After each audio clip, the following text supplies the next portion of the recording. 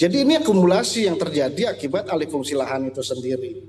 Padahal kalau umpamanya kita melihat kan kawasan pertanian atau lahan pertanian yang di dalamnya terdapat subak itu sebenarnya juga berbarengan dengan bagaimana kerentanan Bali itu sendiri terhadap salah satu bencana yakni banjir seperti yang kita alami sekarang kayak gitu. Karena Apakah memang sebelumnya di Bali sendiri sudah pernah terjadi banjir yang separah ini atau ini menjadi banjir terparah, Bli? Oke, dalam konteks banjir hari ini, dalam catatan kami sebenarnya tahun 2021 atau bahkan 2022 sendiri sebenarnya banjir besar yang menerjang nggak hanya Denpasar tapi juga hampir di semua provinsi itu udah pernah terjadi. Nah, di sini kami menekankan bahwasannya banjir ini kan sebenarnya akumulasi ya. Dia tidak semata-mata disebabkan oleh intensitas hujan yang tinggi ataupun hujan yang berkepanjangan dan kemudian menyebabkan banjir.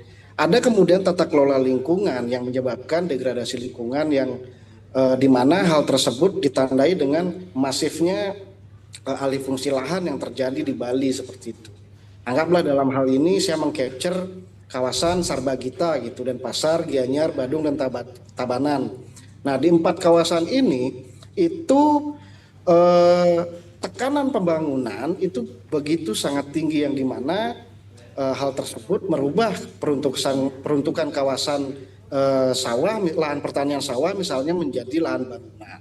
Anggaplah contoh kota Denpasar sendiri itu mengalami penurunan lahan sawah sebanyak 784,67 hektar atau sekitar 6,23%-nya itu sedari rentang waktu 2018 hingga 2023. Begitu pula juga di tempat-tempat atau kawasan atau kabupaten yang lain. Dan yang paling terbanyak itu adanya di Tabanan sebanyak 2.676,61 hektar seperti itu.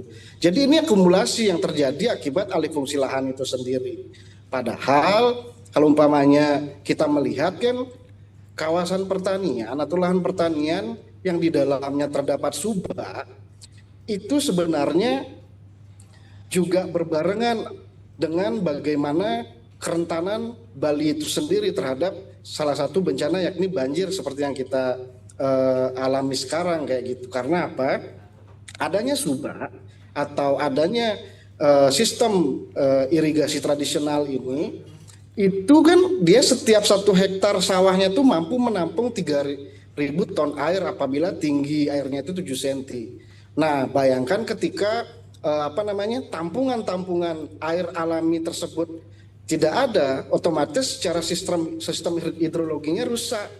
Nah, hal tersebutlah yang menurut kami memicu sangat besar bagaimana banjir kali ini, tepatnya di 10 September kemarin itu merupakan banjir yang mungkin bisa dikatakan banjir terbesar dalam 1 dekade terakhir seperti itu.